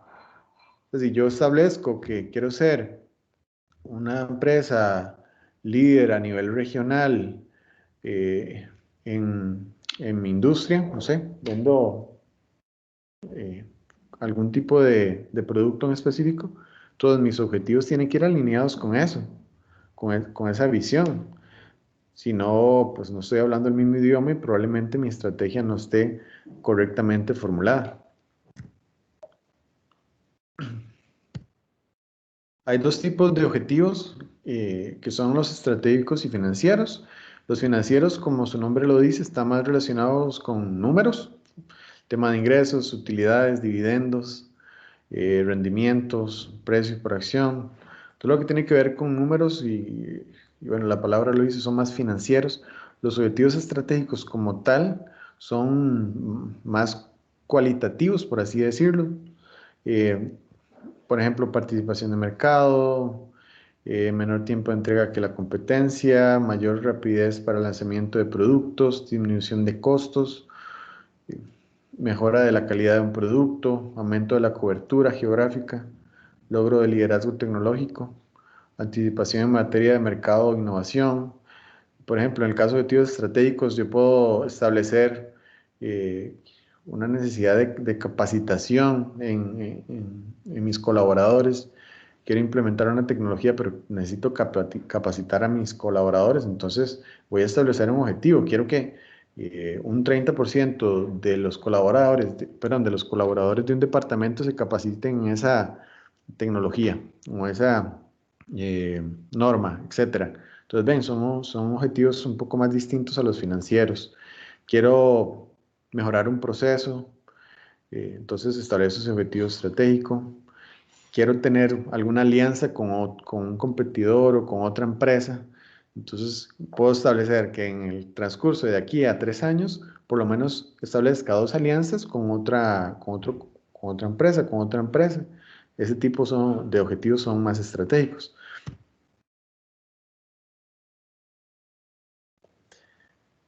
¿Qué debemos evitar en cuanto a la administración por objetivos? Estas 4 de acá, cuando hablamos de administración por extrapolación, quiere decir que muchas empresas, porque están haciendo las cosas bien o porque les está generando resultados, piensan que esto puede seguir así. Y hay muchos casos a nivel de la historia de empresas que han fracasado por esa razón, porque creen que haciendo las cosas como se vienen haciendo e ignorando lo que pasa alrededor o en el entorno, van a tener éxito. No sé si recuerdan el caso de Nokia, de Kodak, empresas que siguieron haciendo lo mismo porque era la receta que les estaba dando éxito y no cambiaron, no innovaron y pues tuvieron fracaso. Entonces hay muchos ejemplos de esto. Administración por crisis. Lo que hablábamos ahora, las empresas, los administradores, los gerentes deben ser proactivos y no reactivos.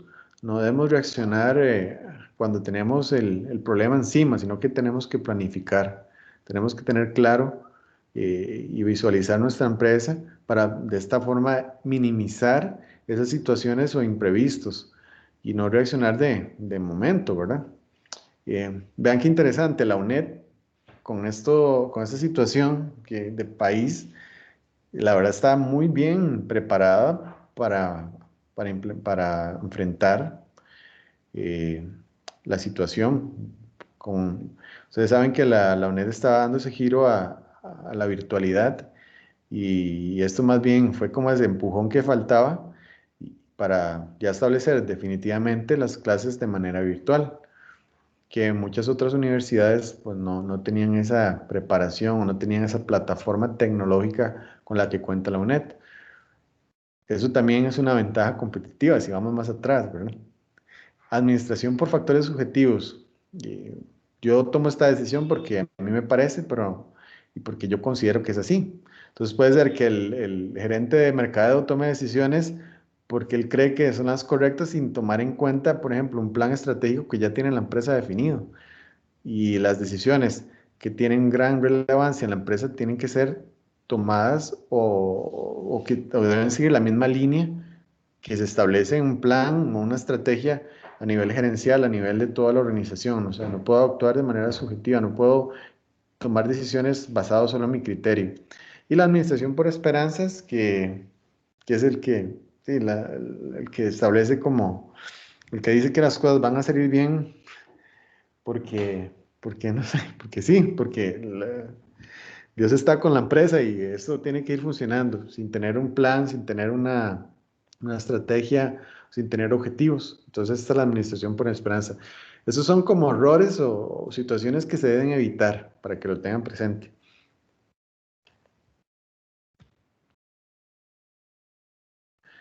Yo les voy a decir al contar algo. bueno, y que no salga de aquí. Yo también trabajo en el TEC, en el tecnológico. Ni siquiera el tecnológico está tan bien preparado como la UNED para, en esta parte, en esta situación y con toda la virtualidad. Realmente la UNED tiene mucha ventaja en ese sentido y pues ha sido la tendencia, ¿verdad? Y también eso les ha permitido pues convertir esta amenaza en una fortaleza. Hablando hace poco con el director de la escuela, en el caso de la UNED, la matrícula más bien ha ido aumentando y probablemente eso vaya a seguir así. Profe, el que está grabando es usted, así que sí, ese comentario se lo edita después. Ahí hago algo. No, pero no estoy diciendo nada malo. Pero es una realidad. Y la UNED es una excelente universidad y hay una capacitación constante, una innovación constante. El tema de acreditación de todas las carreras está en ese proceso de mejora continua. Entonces, ustedes están en una excelente universidad. Perdón, Qué ahí bueno. que se metió el perro a la clase. No sé. Bueno, continuemos. No sé si alguno quiere hacer un aporte. No, solamente agregar a su idea de la UNED, que yo personalmente siento que la UNED lo que tenía y que es como una ventaja a nivel de universidades públicas es como usted dijo, las plataformas virtuales que ya desde antes se utilizaban, esto de Estudia U y Aprende U y Tarea U, eh, ¿verdad? El entorno estudiantil, es como que la universidad ya había hecho una inversión por tener un montón de bases virtuales para los estudiantes, entonces no tuve que ir en carrera a ver cómo solucionar el tema de la pandemia, sino que esa preparación previa les ayudó una vez que empezó la pandemia, simplemente eh, con tranquilidad reforzar lo que ya habían, eh, habían invertido en. Claro, eso fue como lo que nada más tuvieron que hacer el switch, por así decirlo, el cambio, pero ya estaban totalmente preparados. Exacto. Sí, muy bien, muy bien. En cuanto a los tipos de estrategia, como les decía hace un rato, las empresas normalmente no tienen o no ponen en práctica solo un tipo de estrategia, sino que hacen una combinación de ellas. Entonces hay muchas estrategias, vamos a ver algunas. Y bueno, dice que la decisión será difícil y será necesario establecer prioridades. Entonces siempre que se establece una estrategia, se tienen que tomar decisiones muy importantes que pueden impactar a nivel financiero y a nivel de rentabilidad de mi organización. Entonces, vamos a ver qué estrategias o cuáles son los tipos de estrategias que puede seguir o puede tomar mi empresa. Aquí, bueno, vamos a ir viendo que hay tres grandes tipos o más bien cuatro grandes tipos o conglomerados de estrategias. Por un lado tenemos las estrategias de integración, que hemos mencionado algunas bueno, en esta misma clase. En el caso de las estrategias de integración, son estrategias que me permiten ir hacia adelante o hacia atrás dentro de la cadena de valor, lo que hablábamos ahora. Por ejemplo, bueno, vemos este esquemita de acá. La integración hacia adelante es cuando me apropio de los distribuidores o vendedores al menudeo o incremento el control sobre ellos. ¿Se acuerdan lo que les decía? Que tal vez yo no tenía a cargo el proceso de distribución, entonces invierto y empiezo a tomar control sobre ese proceso de mi cadena de valor. En el caso bueno, aquí viene un ejemplo. Amazon inició un servicio de entrega rápidas en algunas ciudades de Estados Unidos, cuando tal vez ese proceso lo hacía otra empresa, como FedEx o alguna de estas. Integración hacia adelante, esta más bien es irse perdón, hablamos de la hacia adelante, ahora vamos a integración hacia atrás. Es cuando la empresa busca apropiarse de los proveedores de una empresa o aumentar el control sobre los mismos. tengo mayor control de la producción o de los insumos o materia prima. Yo les daba el ejemplo de Starbucks que viene, que les decía que a nivel de Costa Rica, Starbucks ha comprado algunas fincas y de ese mismo modo hay otras empresas que han empezado bueno, porque tienen esa estrategia definida y se han apropiado de otras empresas que les brindaban insumos. Y eso pues se ha generado cierta ventaja, ¿verdad? Integración horizontal. En este caso, esta se basa en el apropiarse de competidores, aumentar el control sobre los mismos. Es cuando una empresa llega y absorbe a otra. Y esto le permite tener mayor control del mercado o ampliarse. Más un ejemplo claro de esto es Walmart en Costa Rica cuando llegó. Es una clara estrategia de integración horizontal que todavía sigue implementando y que le ha permitido ser líder en ese sector. Vamos con otro tipo de estrategias, que son las estrategias intensivas, que tenemos la estrategia de penetración de mercado, de desarrollo de mercado y de desarrollo de producto. Entonces vamos a verlo acá. En el caso de penetración de mercado, es cuando mi empresa busca una mayor participación del mercado para los productos o servicios presentes en los mercados actuales, a través de mayores esfuerzos de marketing. Entonces, yo quiero aumentar ese impacto que tengo en un mercado en específico. Entonces voy a invierto más en mercadeo, me voy más a conocer. Eso quiere decir la penetración del mercado. En el caso del desarrollo de mercado, es más bien introducir productos o servicios presentes en una nueva área geográfica. Qué sé yo, en el desarrollo de mercado está cuando una empresa quiere vender un producto en otro país o en otra región donde antes no lo hacía. Y el desarrollo del producto, que es la otra estrategia intensiva, ¿ven? Es cuando se busca aumentar las ventas a través de la modificación o mejora de un producto o servicio actual de la empresa. Entonces, en este caso, eh, refuerzo alguna línea de productos de mi empresa o tal vez con alguna innovación, algún tema tecnológico y de esta manera estoy desarrollando el producto. Sigamos.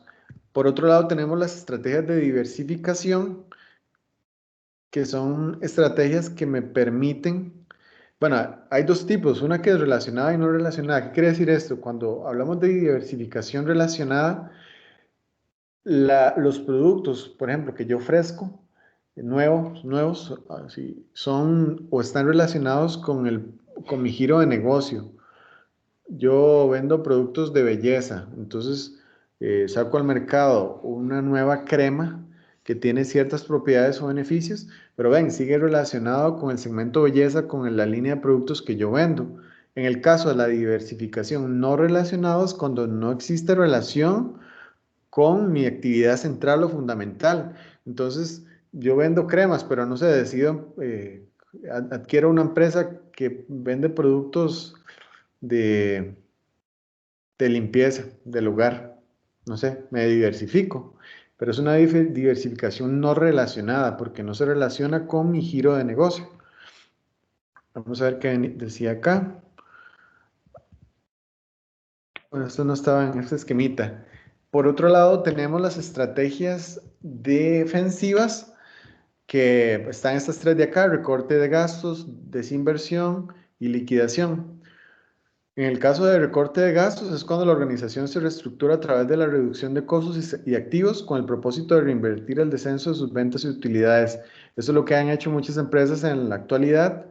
Han tenido que reducir jornadas laborales, inclusive despedir personal, y reducir al máximo costos, y ese es un tipo de estrategia defensiva. Ninguna empresa quiere llegar al punto de generar estrategias de este tipo, porque son estrategias que más bien quieren decir que la empresa no está tan bien. Desinversión, cuando una empresa vende una división o parte de una organización, hay un producto que no me está generando rentabilidad. Tal vez en algún momento, para darles un ejemplo, tomé la decisión de diversificarme en otro tipo de negocio y no me está dando frutos. Entonces decido a través del tiempo pues desinvertir y vender esa división o esa parte de la organización que no me genera rentabilidad. Entonces, muchas veces suele utilizarse para recaudar el capital para mayores adquisiciones o inversiones estratégicas. Me desinvierto en esto para generar recursos e invertir en otra parte, en otro producto que me está generando mayor rentabilidad. Y la liquidación, que es el vender en partes todos los activos de una empresa a su valor tangible, que es como lo que ninguna empresa quiere, ¿verdad? Ahorita vamos a hablar un poco más de eso. Cuando hablamos de recorte de gastos, bueno, hay una reducción de costos y activos con el propósito de revertir el descenso de sus ventas y utilidades. También se llama reversión o reorganización. En el caso de la liquidación, es la última estrategia. O sea, si hablábamos de que las defensivas son lo que quieren evitar las empresas, la liquidación es como lo último. Ya cuando una empresa pues ya no logra salir adelante, financieramente está liquidada, ¿verdad? A nivel país hay muchos ejemplos. No sé si recuerdan Jamber, eh, los paleteros también, que es una empresa interesante, un estudio, un caso bastante interesante de estudio, ¿verdad? Una empresa que empezó con una estrategia sumamente ofensiva. ¿A qué me refiero con esto? De penetración del mercado, de desarrollo de producto, que empezó a crecer y crecer y crecer como la espuma. Llegó a un punto donde no supo hacer las cosas de la mejor manera y terminó en una estrategia defensiva, empezando a recortar gastos, más bien cerrando locales hasta que llegó a la liquidación. ¿A qué voy con eso? Probablemente esta empresa no tuvo una adecuada administración estratégica. Y no probablemente, es un hecho. No estableció adecuadamente objetivos y no supo cómo hacerle frente a los cambios del entorno, no supo cómo manejar sus áreas funcionales, su parte interna y bueno, y pasó lo que pasó. Y así hay muchos ejemplos, muchos ejemplos. Profesor, una consulta, pero la liquidación también podría llegar a ser una estrategia de alguna empresa, llevar a otra a la adquisición de esa empresa, de su competencia, y después simplemente liquidar, o sea, hacer la liquidación. No tiene que ser necesariamente de los propietarios de la empresa. Perdón, no le entendí bien. Si me hace el favor de repetir. Vamos a ver, ya, cuando hablamos de liquidación, yo sé que la estamos viendo desde la perspectiva de que, bueno, yo soy el propietario, por así decirlo, de la empresa, entonces me da una situación de que tomé malas decisiones o lo que sea, y eso me llevó en definitiva, a tener que liquidarla con el dolor emocional, que es lo que señala ahí. Pero también podría darse el caso de que dentro de la estrategia de otra empresa competidora, más bien llegar a la adquisición de su competencia y llevarla a la liquidación posteriormente, eliminando un segmento de competencia del mercado. Claro, si lo vemos desde el punto de vista de esta empresa que adquirió la otra, claro, pues más bien es una estrategia que tenía esta empresa como para terminar de deshacerse de ese competidor, por así decirlo. ¿A eso se refiere usted? Ah, sí. Sí, claro, eso es otra forma de verlo y está bien. Muchas Profe, veces, puedo aportar algo ahí? Que claro, de adelante. hecho, la idea que dice Natalia, hay un ejemplo muy claro de eso. Porque, o sea, yo lo que pienso es que al fin y al cabo la liquidación es como la última instancia de una empresa o de una corporación que hace que otra corporación haga como una alternativa de, ¿cómo se llama esto? De comprarla. Pero, por ejemplo, en Estados Unidos, esta compañía telefónica que se llama AT&T compró una compañía de cable que se llama DirecTV. Esa compañía de DirecTV es de televisión satelital.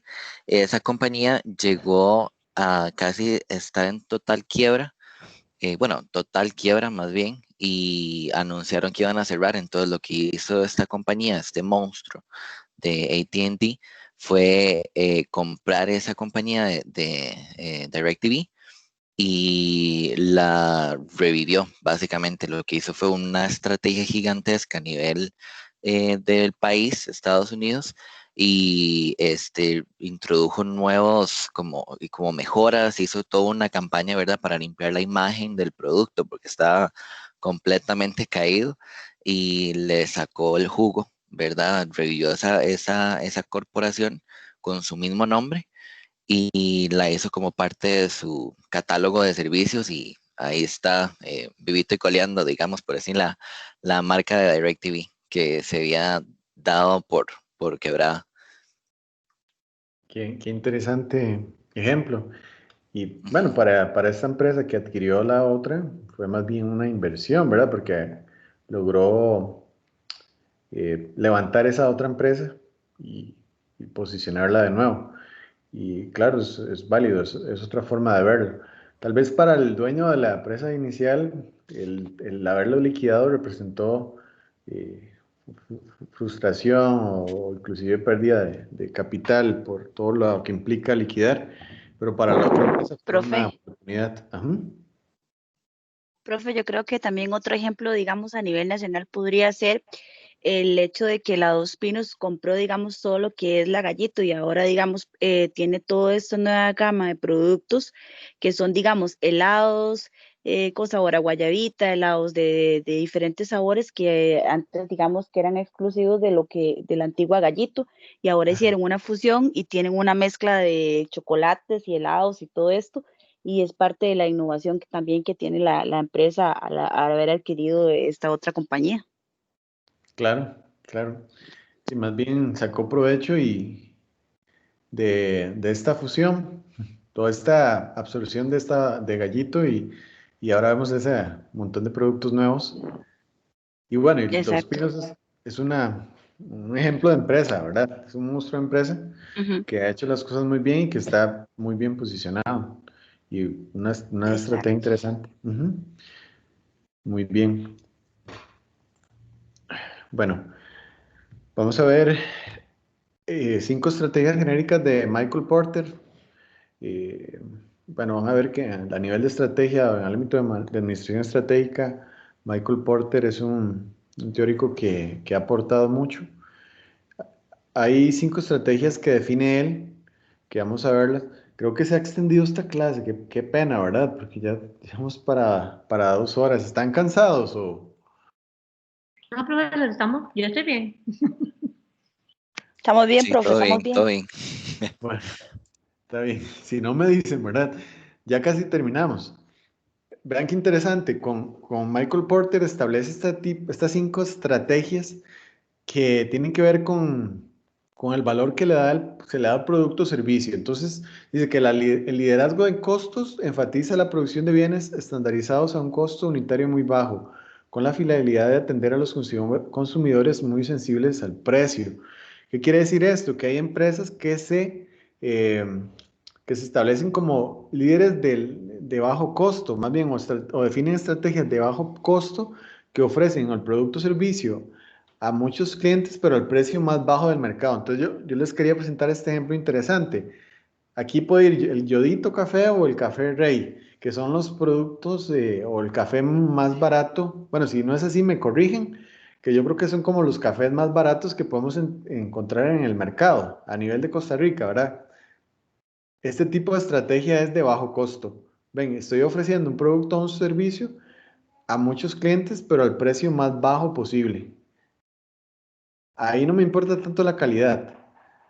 Bueno, es que yo tomo café, entonces yo no me gusta tomar estos dos y porque me caen pesados, pero puede ser que para algunas personas no sea tan importante el tema calidad, sino el precio. Ven, entonces este tipo de estrategia, que es estrategia de bajo costo, a eso nos referimos.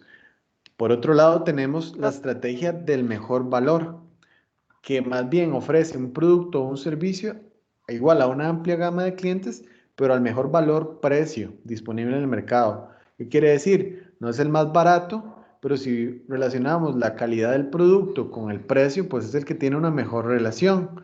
Y ahí tenemos a 1820, ¿verdad? Que no es un café tan barato, no es un café tan caro, pero es una calidad intermedia.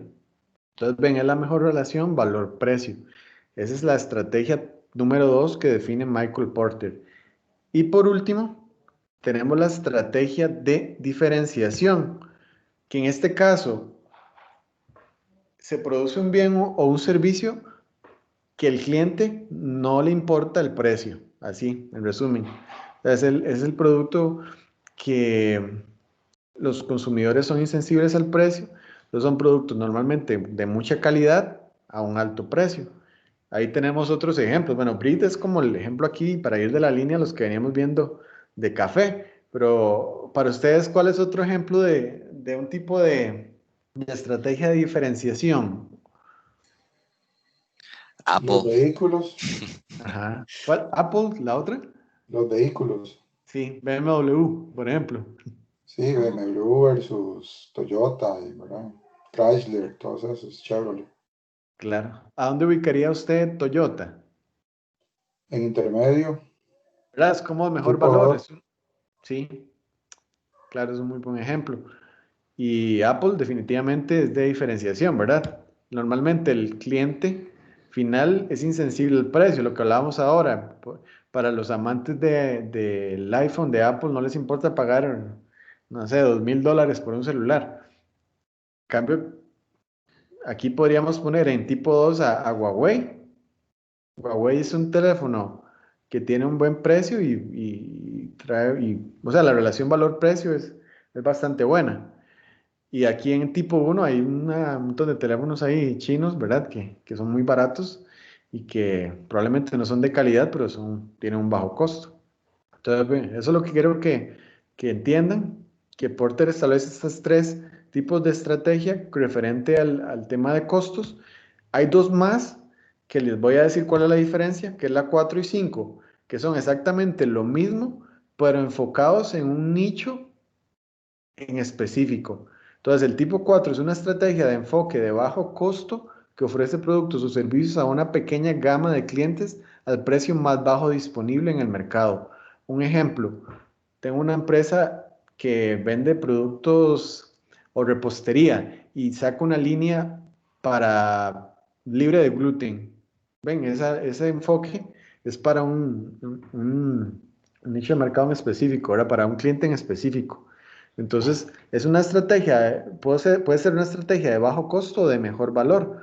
Puedo vender el pan, por definir un producto, más barato, libre de gluten. O puedo vender un producto o pan libre de gluten un poquito más caro, pero de mayor calidad. ¿Me doy a entender? Es lo mismo que vimos anteriormente, pero enfocado en un nicho más pequeño. ¿Estamos? Sí, señor. Sí. Y De profe, acuerdo. Bueno, este esquema de acá tiene que ver con el tipo de empresa, si es una empresa grande o pequeña. Eh, Normalmente el tipo en empresa grande se dan esos tres tipos de estrategia, las tres primeras que vimos. En empresas más pequeñas, perdón, me equivoqué. Aquí estamos hablando de mercados. En mercados grandes se dan estos tres tipos y en mercados pequeños, como hablamos de nichos de mercado más específicos, desarrollamos las estrategias de enfoque. La 4 y 5 son estrategias de enfoque. Esta es la 4 y 5, ¿ven? Ya para ir finalizando, las empresas utilizan, bueno, antes de eso, un comercial. Esto de las estrategias de porting está bonito para una pregunta de examen, para que lo tengan en cuenta. Sigamos, Apuntado. bueno, perdón. Apuntado. Ok, ok. Bueno, los medios para lograr estrategias, esto ya lo han venido hablando, son las empresas muchas veces hacen fusiones, alianzas, adquieren otras empresas, lo que hablaban ustedes ahora de estas empresas gringas que absorben a otra y más bien invierten en esta y eso les genera un desarrollo de un producto o más amplitud en su mercado y eso es válido. Hay muchos tipos de estrategias que utilizan las empresas. El outsourcing, reshoring, que son, bueno, outsourcing es la subcontratación, ¿verdad? Cuando subcontrato un servicio o el servicio que tiene mi empresa lo desarrolla o lo tiene un tercero. Y eso sucede mucho. Aquí en Costa Rica hay muchos shared service, ¿verdad? Y muchas empresas tercerizan estas funciones de la organización y eso les permite un ahorro en costos. Entonces, eso es outsourcing. Lo otro más bien está, el reshoring es más bien un recorte o más bien reducir el tamaño de la empresa. Bueno, ventajas del primero en actuar, adquisiciones de capital. Bueno, aquí hay varios ejemplos o medios para lograr estrategias. Hay un ejemplo interesante, Sony Ericsson, que es una fusión, ¿verdad? También se le llama eh, joint venture, que es como cuando dos empresas se fusionan y logran establecer un nuevo producto. En este caso, Sony Ericsson, la unión de Sony y la otra empresa y empezaron a establecer o a vender productos que eran celulares en ese momento. Ahora ya cambió de nombre, pero sí hay muchos ejemplos de empresas que se han fusionado y han generado un producto nuevo. No sé si tienen algún ejemplo así interesante.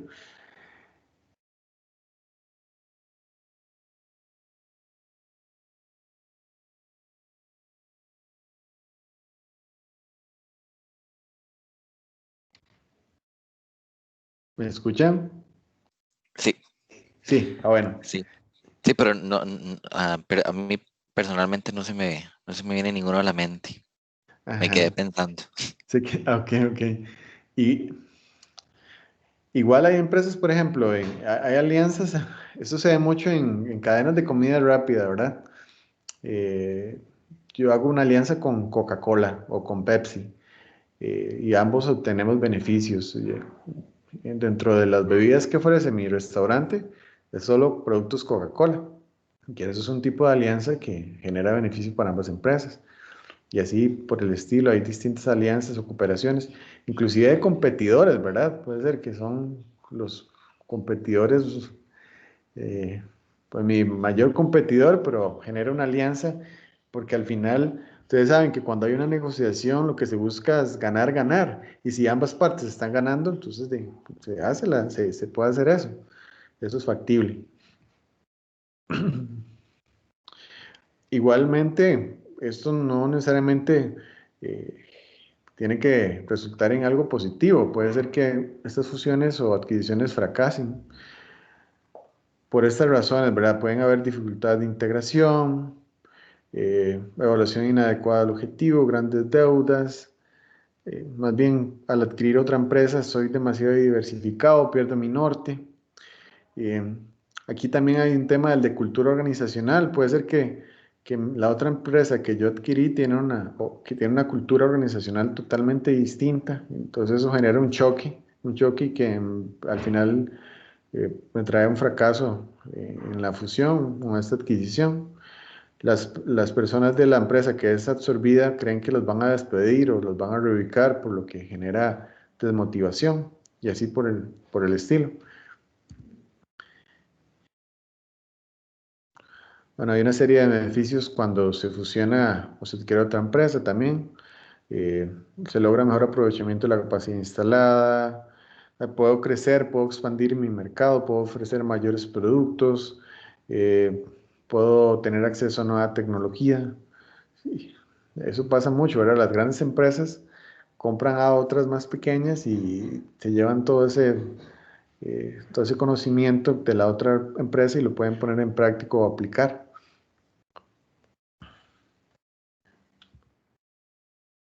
Bueno, ventajas del primero en actuar. Y obviamente el que actúa de primero, el que se establece primero en un mercado tiene mayor posibilidades de éxito y eso es algo que lo toman en cuenta muchas empresas. Entonces, hay muchas ventajas de actuar primero, asegurar su acceso a recursos escasos, ganar nuevos conocimientos, ganar participación del mercado, establecer y asegurar relaciones a largo plazo, lealtad y compromiso de los clientes. Y bueno, ya para finalizar, ¿verdad? Más bien disculpen que me extendieron un poco de más. No sé si tienen alguna consulta, duda, algún comentario.